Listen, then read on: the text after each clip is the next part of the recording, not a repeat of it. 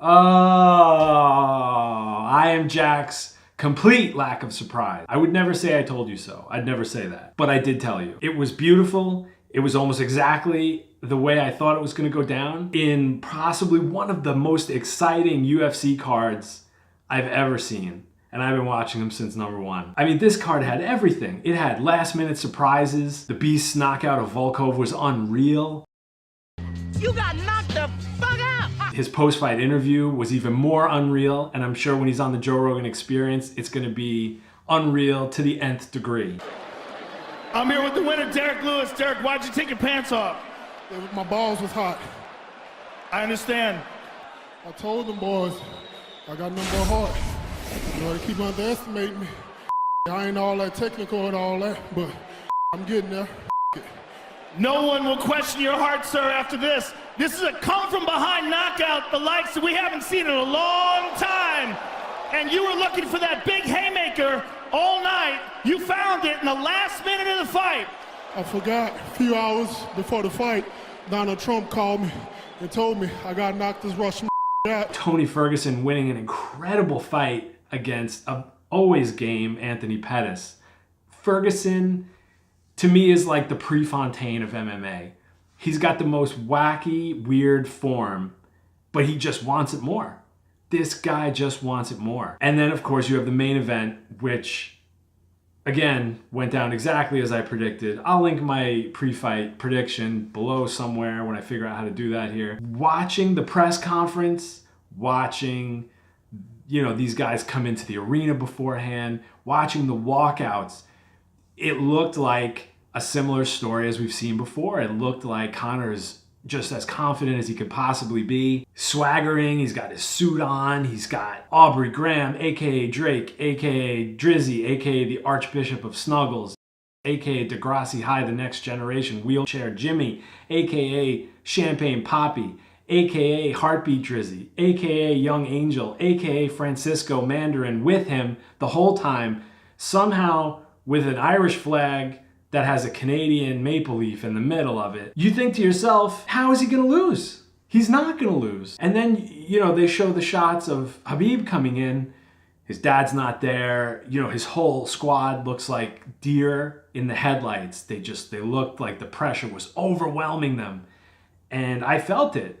It made sense to me. It's gotta be overwhelming. It's gotta be suffocating. When I saw Khabib finally get to the octagon, after they check his, you know, his mouthpiece is in, he shows them that his cup is in, he embraces his team, walks into the octagon. Conor's already there. I knew then he was fine because he just looked like all business. He looked rock solid. Even during the stare down, Conor's just, he had nothing in him to be a wise ass. Khabib's not about to touch gloves with this guy. And it just looked like, you know, Khabib had a system reboot, C-prompt, and he reminded me a lot of Fedor in his Pride days. It was just smashing time. And that's what happened. Khabib comes out, shoots that low single, that blinding fast low single, immediately, wastes no time. Conor's, you know, he's like doing yoga or some sort of sun salutation on Khabib's back. You know, Khabib eventually gets him to the fence, just like I thought. He does that leg lace figure four, tying up Conor's legs that he does so well. And he just rode Conor out that round. He made him feel his weight. He broke him right in that round, the first round out of the gate. And after that, that was kind of it, you know? The second round, Khabib comes out. I think Conor maybe threw a couple of, you know, tentative strikes to get some range. Khabib unleashes that right hand, hit Conor clean, floored him for the first time in his career. Then it's really Khabib time. He rushes in, he's all over him. He smashed him that round. And I really thought that was gonna be it. I thought I was gonna get my TKO 2 rounds early. Yeah, I feel like it could have been stopped at any point when he was raining down blows. People were saying that they weren't getting through, but they were getting through for sure. He got him in a Kimura. Conor got out of it. He got out of the round. You know, the third round, Khabib kind of took his foot off the gas a little bit. But even then, it's not like Conor was running away with the striking exchanges. Khabib was fine. He was in there. You know, he was throwing him back. He hit him with some jabs. He was not outclassed on the feet at all. Meanwhile, Conor's face is swelling up. And I really feel like in this fight, Conor got Anderson Silva. I feel like the mystique is gone, and now he's just Lil Mac, the left-handed leprechaun. To me, the whole thing, the pomp, the circumstance, you know, Conor's walkout, I know he had some sort of co-promotion interest in this event, and it felt like what, coming back to Fedor again, it felt like what an M1 UFC co-promotion would have looked like if Fedor and the UFC had been able to come to terms back in the day. Probably exactly what it would have looked like, because Conor got smashed and so would Fedor have, and I'm the biggest Fedor fan there is. You know, it's kind of like, where does Conor go from here? Because he's never going to make any adjustments that are going to give him a win over Khabib. He can't. He can't knock Khabib out, so he's kind of going to be a gatekeeper, and I don't see him doing that. He only wants money fights. I mean, he doesn't seem like he's in this to get brain damage.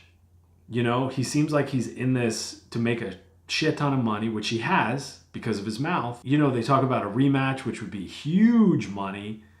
Now, considering that Khabib won, I'm going to say he won every round of that fight, and round 2 was a 10-8 round.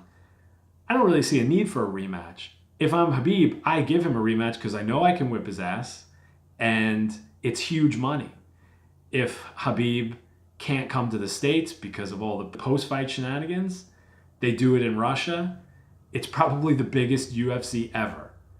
Khabib defending his title in Russia against someone who's insulted every aspect of Russian life would be enormous. I can see that happening.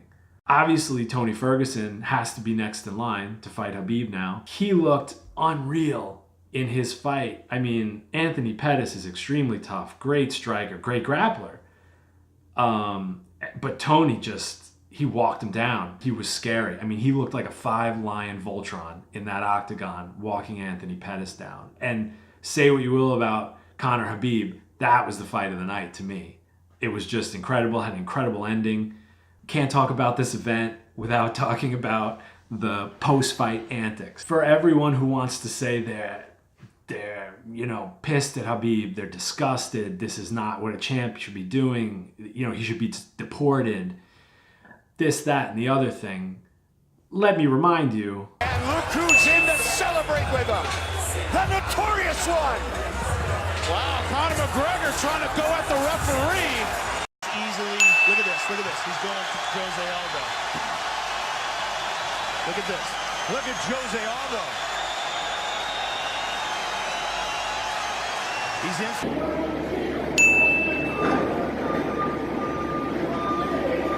Yo! Hey, mother! What the fuck? Pussies! Hey! Fuck you! Oh shit, what? What happened today was criminal, disgusting, despicable, makes me sick, and we as an organization need to make sure that this never happens again. And this is Conor's MO every time. You look back at his whole career, this is what he's always done. He's insulted his opponents. You look at Khabib's career, he's never done this. He's always quiet, he's always respectful, and he always smashes. It's always entertaining. Khabib had Conor's number right from the beginning. He only gets crazy outside the ring when he knows nothing can happen. I feel like a lot of his shenanigans are for show. Hold me back, man. Get this nigga. I'm gonna fuck him up. Whoa, whoa, whoa. Hold me back a little bit. You lucky to hold me. The bottom line is Conor fucked with the wrong Dagestani boy. No, it's on the chin. There's the tap. Still undisputed. So because it took me so long to edit this video, I got to see things develop over the course of this week. I wanted to post this right away after the fight, but I did get to see Coach Kavanaugh on the Joe Rogan Experience, which was really interesting. He gave a little insight into the after-fight brawl. He admitted Dylan Danis is kind of a problem, and it also came out over the last couple of days that Danis was the one who screamed something at Khabib while he was in the cage. It was a Muslim slur, and that's why Khabib, through his mouthpiece, jumped over the cage and went to get him. It's been an interesting couple of days. As far as I know, Khabib's purse has still been withheld. He's back in Russia. What he posted on Instagram today, Khabib, was really interesting. This is the post here. Essentially, he's referring to the canceled fight between his teammate Zubaira and Conor's teammate Artem. I guess the UFC is either terminating or about to terminate Zubaira's contract. And Khabib is essentially saying that if he goes, I go too. I'm keeping the belt. I'll break the contract myself. I don't care about anything but my country, my brothers, and my legacy. And you can keep my prize money. That's scary. Now, will the UFC strip him? Possibly. I mean, they're giving up a lot of money if they do. This story just keeps getting better and better. As far as I know, no one's retired from mixed martial arts as an undefeated champ. So stay tuned. Follow Khabib on Instagram. Normally his posts are kind of cool, pretty funny a lot of the time. He goes back and forth with Dana White a lot on Instagram. This is really getting interesting.